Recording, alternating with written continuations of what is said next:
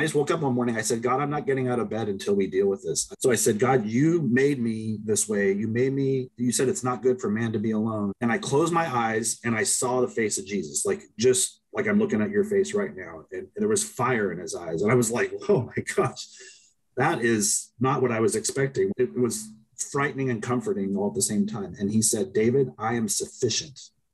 And I felt the words go into this part of my heart that had all that pain in it. Welcome to the Kindling Fire. My name is Troy Mangum. God is preaching a sermon to the world through people's lives. People's experience, history, and testimonies all point to some amazing attribute of God that you too can experience. I interview revolutionaries, fire starters, and troublemakers. This podcast is here to be a voice of encouragement in your life. A voice that says, with God you can, and with God you will step into the abundant life. So let's get rolling. So today on the Kindling Fire, I have David Charlson on. Thank you so much for coming on. Thanks for having me. So I met him through a mutual friend called Brian Robinson, who you may have heard on the show. He was on a couple episodes back, and he told me about this awesome dude named David. And I was like, I want to meet an awesome dude. And so here we are. So tell us a little bit about who you are and just anything you want to do to kind of tell us about your life, and we'll get into the topic for the day. Yeah, I guess I'll start off without the normal stuff and just say that the thing I'm most passionate about is the idea of being revealed, like being revealed. Like, so unfortunately and fortunately, a big part of being revealed is vulnerability. And vulnerability is called vulnerability because it feels really vulnerable. So that's basically what I'm all about. I've chosen to live my life vulnerably, and I can hide just like the best of them, but I try to continually reveal the good, bad, and the ugly and the great to the world. That being said, I run two companies. One company is called Authentic Coaching, which is an executive coaching and retreat company. And then I have another company, Authentic Sales, which is a sales, marketing, and distribution company. We bring in dog treats from Australia and get them into dogs' mouths and bellies all over Canada and the US. So that's, I've been married 3 times. I'm happily married to Michelle. Between the two of us, we have 4 children, ages 29 to 20. Yep, 29 to 20, 4 kids. We're empty nesters. We live in Redding, California, and my life's never boring. And I don't understand people who say their life's boring. I can't figure out how you could get bored when you live in this wild world we live in and serve a crazy God. So yeah, here I am talking to you. Yeah. So, so one thing, just a little journey that I've been on of late, as it relates to vulnerability, is the Lord has really put his finger on the need for honesty in my life. I have found that for whatever reason, I kind of gave myself license for little white lies through my life. And the Lord said, that's enough. And so the vulnerability and honesty to me are very synonymous, because sometimes when you don't tell the full truth, you can present yourself or protect yourself or whatever, because that's not really who you really are. It's just more an image of who you are. And when you tell the whole, truth, so help me God, then you're sort of subject to other people, how they're going to respond, how you're going to be perceived, not getting jobs you might want because you just told the truth, whatever the things that they are. And so I'm super excited today, because I think that we're going to go to vulnerability land, and I'm a little worried. So it's where the juice is, man. It's where the juice is. It's where the good stuff is. So as we were praying for the show and knowing a little bit about David's backstory and knowing a little bit about David, one highlight kind of came out that honestly I haven't dealt with on the Kindling Fire, and that's related to men's purity or pornography or sexual integrity, or those kind of topics, and it's a topic that needs to be discussed on a podcast for men, 100%. And what I understood or what I heard from you is that you had done some leadership in some men's purity group. And I'd love to let's talk about your journey, and I'll chime in as I'm able to kind of give my 2 cents, because that has been a journey that I've had to walk myself, through many years. Well, it's been a super sobering, humbling journey. As I mentioned, I've been married 3 times, so I've got 2 failed marriages in my past, and I would say until I came to grips with my sexual impurity and how it impacted my marriages, until I got, I wish I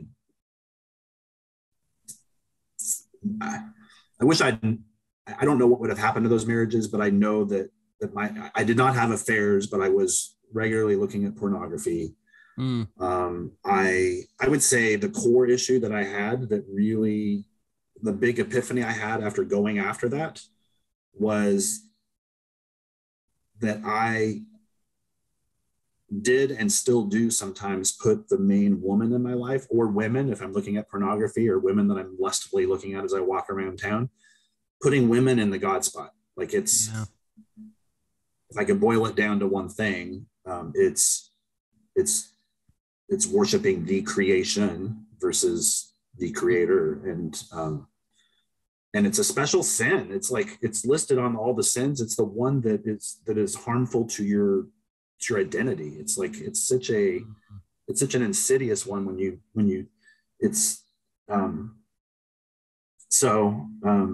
anyways, I post my divorce, and really after everything settled, I went, I've got to figure out some way to go after this with God. And so I found a men's group here in Reading. It met every Monday. I was embarrassed to walk in. When I got in, there's 150 guys in there, and I was like, oh, I don't know if I belong here. And, just doing the dance. You could go and observe. And then it was kind of like a teaching. There was some worship. There was this thing where guys play games and got physical, and we did stupid stuff. And then we went into small groups after a speaker spoke. And the small groups where the action was. And it was like, drop your Christianese at the door, just get as real and vulnerable as you possibly can. It was 150 guys.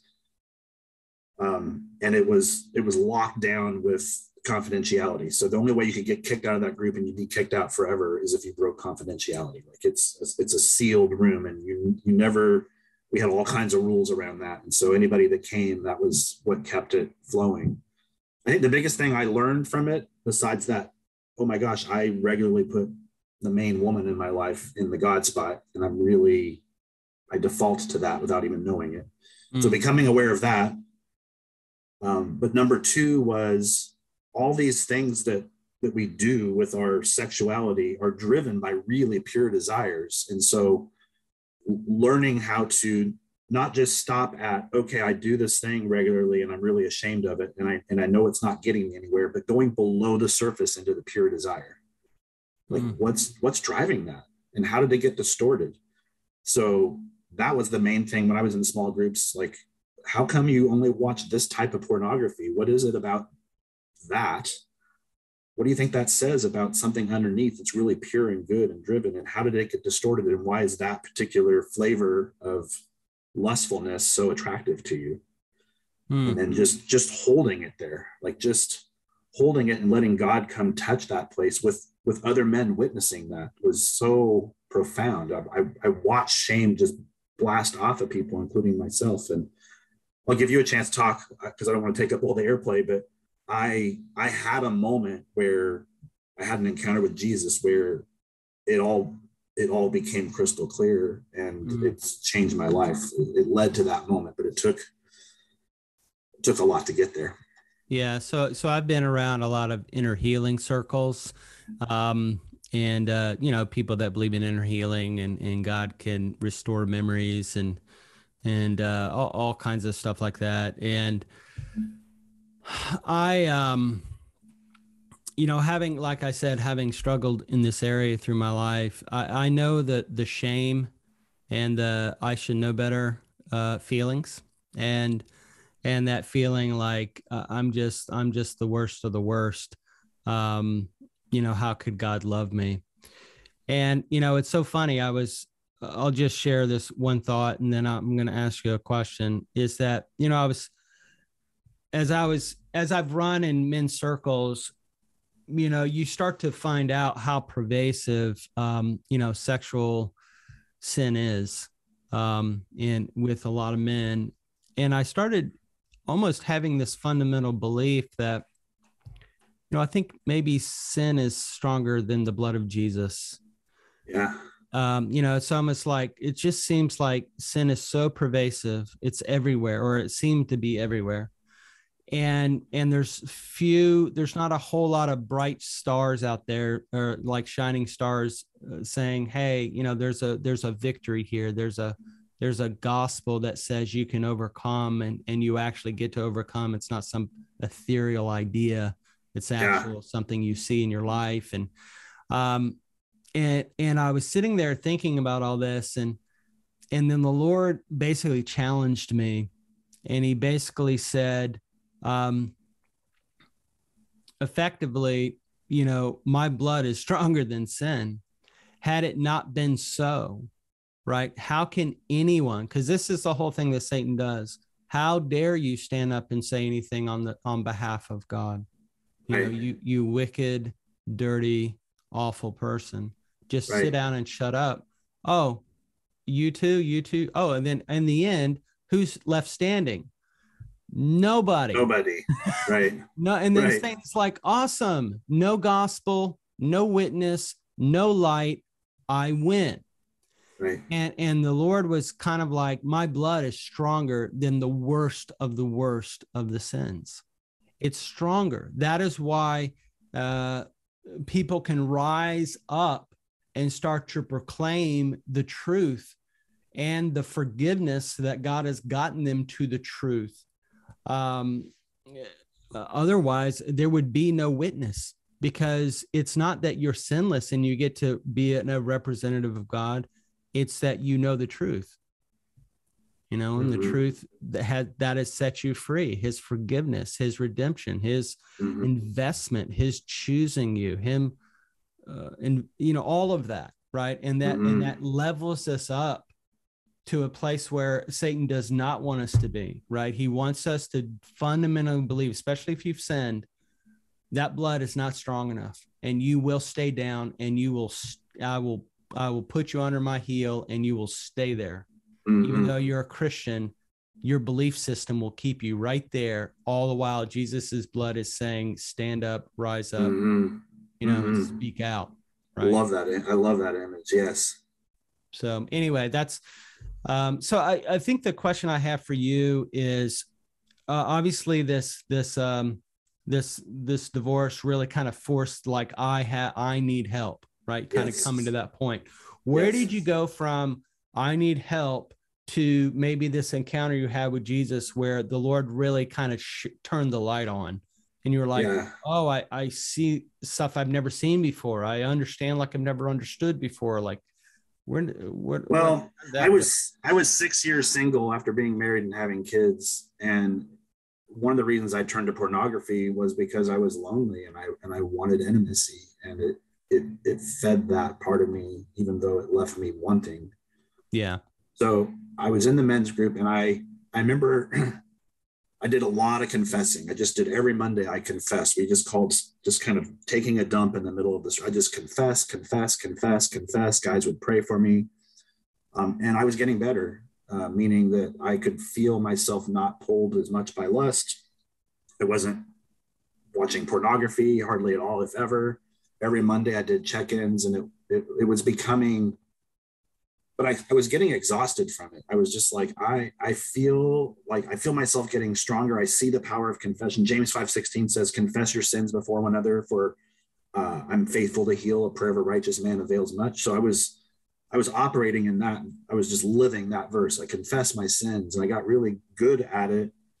And then I just woke up one morning and I was so lonely and so tired and so honestly kind of felt I didn't have my go-to drug of choice, which was pornography anymore. And I was just left with my loneliness, just like, yeah. right. So it led me to this place where I wasn't numbed out by the false comfort of pornography. I was just left with this pit in my heart and just the loneliness of being a single dad and being on the road a lot and coming home and taking care of kids. I just woke up one morning. I said, God, I'm not getting out of bed until we deal with this. Something is not right here. I just kind of crossed my arms and went, I'm not going to work today unless we have a showdown. So I said, God, you made me this way. You said it's not good for man to be alone. And I'm doing my part. I'm ready to get married, but I don't see any of that on the horizon. And I don't know how much longer I can do this. I'm just exhausted. And I closed my eyes and I saw the face of Jesus, just like I'm looking at your face right now. And there was fire in his eyes. And I was like, oh my gosh, that is not what I was expecting when I just, I'm laying in bed. So I just closed my eyes and there he is. And it was frightening and comforting all at the same time. And he said, David, I am sufficient. And I felt the words go into this part of my heart that had all that pain in it. I felt that pain ease. I went, okay. And then he said it again, I am sufficient. And I felt it ease even more. And then he said it the last time, he said, I am sufficient. And I felt him go into that part of my heart where I'd always put women first, where I unconsciously never let God into that part, because that's the part that I reserved for whatever woman I was putting in his spot. And then there was this little tiny tinge of pain. The pain was gone. And before he did that, he said, I'm glad we're finally talking about this, David. And I was kind of mad. I'm like, I thought I'd been talking to you about this for like 6 years. He's like, I'm glad we're finally talking.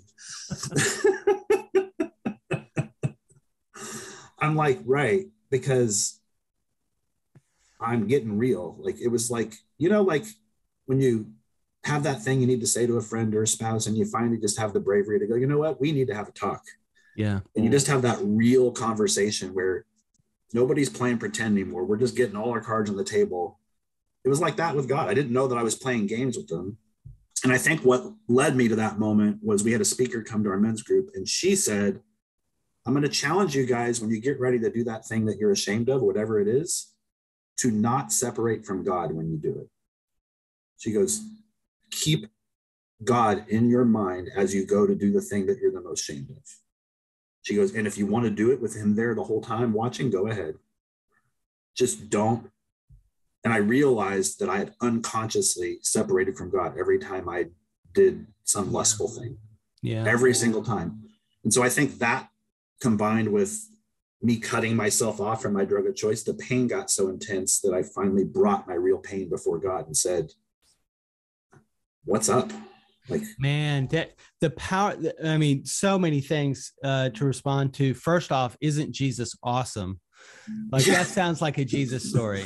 Like, I've had, people have encounters with Jesus and it's always unexpected. It's sort of like, You're like, whoa, I wasn't expecting that. Was not expecting that.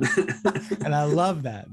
But also you highlight something that I guess I've never thought about, which is sin masks pain. Wow. And so while you're sinning, you're really not, you're kind of masking like that heart cry, that David in the Psalms heart cry, like, just the visceral pain of life, yes, that apparently Jesus is supposed to solve, but somehow we don't have it as Christians, and it just sits there, and then we might go sin. And then it's sort of like, well, it's kind of dulled for a little bit. Now I got a new thing to worry about, and I've got my pain, my original pain, and now I have this guilt, and more. And then Satan just wants to keep. And the thing that really strikes me is that when we choose to deny ourselves sin, we sit into that place of pain, and that's where God will meet us. And most of the time, and thank God you have the faith to say, I'm not leaving, I'm not getting out of this bed until we have a like some kind of encounter or something, God. I've come to the point where I need something. Where some people have a view of God that it's sort of like they're going to be abandoned in their pain, right? That it's almost like this shroud of hopelessness kind of engulfs them. And it's like, if I don't have my sin and God's distant, it's just all hopeless. And if you're there, listener, I just want to let you know that the encounter that David had, you can have in the sense of you can take your pain to Jesus. Yes. Jesus is not condemning you. He is looking for restoration. He's looking for the infusion of life in you, the exchange of your pain for his sufficiency. So how did that treat? All right, you have this encounter. Now what? So I ended up being interviewed a few days later on a radio show. There's a guy named Danny Silk that was doing a radio show. He's like the family life pastor at Bethel Church at the time, and he had a radio show.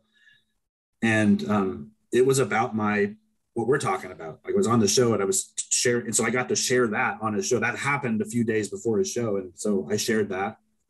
And my ex-wife was listening to the show. Holy cow. And she called me up and she goes, "Hey, I heard you on the show," because we both liked Danny Silk. I'm like, "Oh, well, cool." She goes, "Yeah, you're not the same man that I was married to." She goes, I would be interested in trying again if you are." Oh boy. I'm like, whoa, don't know what to do with this. And so we did try, and we almost got married, and then she changed her mind. That's a whole other story. Sure. But the crazy thing that happened after being on that show, so I had that epiphany, something broke in me, some new level of hope. And then my first wife, who I was married to, who has no grid for that show, not a believer, she called me 2 days later and she goes, "I was thinking about you, and I was wondering if you might want to try again." Within like a week of this encounter. So, okay. I'm not kidding. I am not kidding you. How do you interpret that? Like, it's the devil, it's God, it's something in between. Like, what do you? Well, yeah. So my friend Andy, he heard this testimony. He was on the radio show with me, and there's a verse somewhere in the Bible that says, I will exchange your shame for a double portion." And so he said, "Well, you had 2 ex-wives, and so now there's your double portion." But it is funny. It's remarkable. Like if I had any trouble believing that encounter with Jesus was real, there was no doubt after that. Like, okay, something has shifted, and both people that I used to be married to, suddenly the block that created the division between us, that moved them away from me, suddenly was gone. And we're still, I guess, kind of one in the spirit. I don't know how that happened. But what I realized was I'm reconciled to both those ex-wives. I'm not married to them, but I am. There is a flow and a reconciliation between us now, because, and I actually just yesterday left a message for my my second wife, and I was crying on the phone yesterday telling her, because I had this, God did a rewind and showed me all the ways that my impurity had held her back. And I felt like the best gift I could give her was to ask for forgiveness again, even though I have done that with her, and release her more. I just felt it in the spirit. And so like, I'm still, and I told my current wife, "Hey, just so you know, I left this message for my ex-wife. Here's what I said." Yeah. I don't want there, like, I'm not trying to reconnect with her. It was just, "Hey, I want to release you and bless you even more." And then the last thing I'll say was that happened in November of 2014. And then the post, after I had that encounter, the Holy Spirit came kind of in this playful in the afternoon and said, "Hey, David, just so you know, I'm the cake." And I'm like, "Okay, this is weird. What do you mean you're the cake?" "I'm the cake. I'm the cake. I'm the cake. You've always made your wife's the cake, but I'm the cake and your wife's are the icing on the cake." And I went, I can remember that. I like that. So whenever I feel my marriage getting out of whack, and I go, I know I'm putting my wife Michelle in the God spot, I go, wait a minute, no, she's the icing, she's not the cake. God, you're the cake. Yeah, come on. That's it.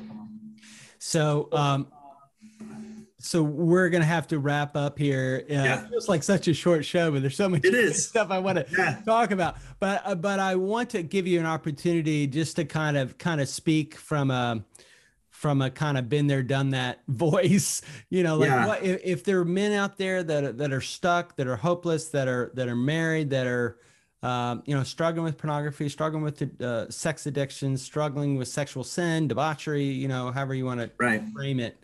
What would you say to them? What would you encourage them? I would say that all that is a symptom of a distortion of a pure desire, number one. So to destigmatize it, whatever you're doing, don't, as you look at it, confess it, admit it to yourself, don't shrink back from it. Go, stare right through it, because behind it, it's just a veil, and there's a pure desire behind it that is really good, that got distorted somewhere along the way. So rather than being sin conscious, which is, I think, what keeps us stuck in it, and to go to your point, like the sin is stronger than the blood of Jesus. Like it, when you're entangled in it, it feels like that's all you are, and that's all that and you can't get out of the web. Amen. So number one, and then have Jesus show you the path of confession. There's a thing called healthy vulnerability, and we've all been burned by vulnerability, by others that misuse that vulnerability as weapons. So ask God, who's if I'm going to start building a culture of confession, where do I start? And Jesus knows your heart and knows how scared you are and knows this dark place that you're in. Where do I start? Who's the first person I can begin to talk to about this? And then let God lead you through a journey because as you get stronger in vulnerability, you become shame resilient, meaning, I can get on stage now and talk about pornography, even if I've dipped into it in the last 6 months. I'm not proud of that, but if I do that, I'm able to go, okay, something's off. It's not an identity issue. It's a habit issue. Something's off. Mm-hmm. So those are the two things I would say is it's not a 3-step process. It's a Spirit-led journey. Yeah, that's so good. And I love that, like you talk about the pure desire, like the desire that maybe was driving it, maybe was loneliness. For me, it's been maybe disappointment, right? Or feeling like a loser somehow. Yeah. And then I'm turning to something that's maybe going to make me feel better for a moment. And then it's going to be just like the worst darkness afterwards. And it's, and I just, I mean, that's really good. And God knows those pure desires, God knows that he's sufficient to meet those pure, God-given human desires. Right. Yes. Yes. He is the one to meet it as ultimately. So after 6 years of being single, 3 months after I had that encounter with Jesus, I met my wife. After 6 years of and she lived in another state, and she just came out of the left field. It was like, and God said, now that we've settled this, and you've got it in your soul, I can bring you your wife now. If I brought you your wife before this, you'd end up divorced again. And I won't do that to you. So I was so mad at God, but he was protecting me from another crash. Man, that's a great perspective. And what I hear what you say and kind of putting women in the place of God is it's idolatry. It's a form of idolatry, and sort of like, this thing will give me what I need. And it's sort of like, no, it won't. Only God. Right. Only God. So look, if people want to follow up with you or just to reach out or just where would they go? Like, how would they find you? Easiest place would be my coaching website, which is David Charlson, CHARLSON, davidcharlsoncoaching.com. I do a free Friday kind of group coaching call, and we certainly can talk about purity on there. So if you want to come hang out with some people, we usually have 5 or 6 people, sometimes 10, whatever. It's have all kinds of interesting people in there. It's just a place to talk like we're talking right now, and you can talk about your purity or talk about something else. But we're definitely trying to go into the juicy, vulnerable places together. Yeah, I hear you. Well, thank you, David, so much. Thank you. Listeners don't know that I totally sprung this on him, and he was totally game. So kudos to you, David. And thank you for just sharing your heart, sharing your story. And I know the listeners are going to be blessed for it. Hey guys, thanks for listening to the podcast. Hey, if you did like it, it would be really helpful if you want to send us a review over on iTunes. That would be really cool. And if you want to connect, go over to Instagram, search Troy Mangum or the Kindling Fire, and we can connect there. And that would be a great way to kind of stay in touch. I am doing a YouTube channel, so we do video formats of these podcasts, and we'd love to have you look there. Okay, guys, until next time, be awesome.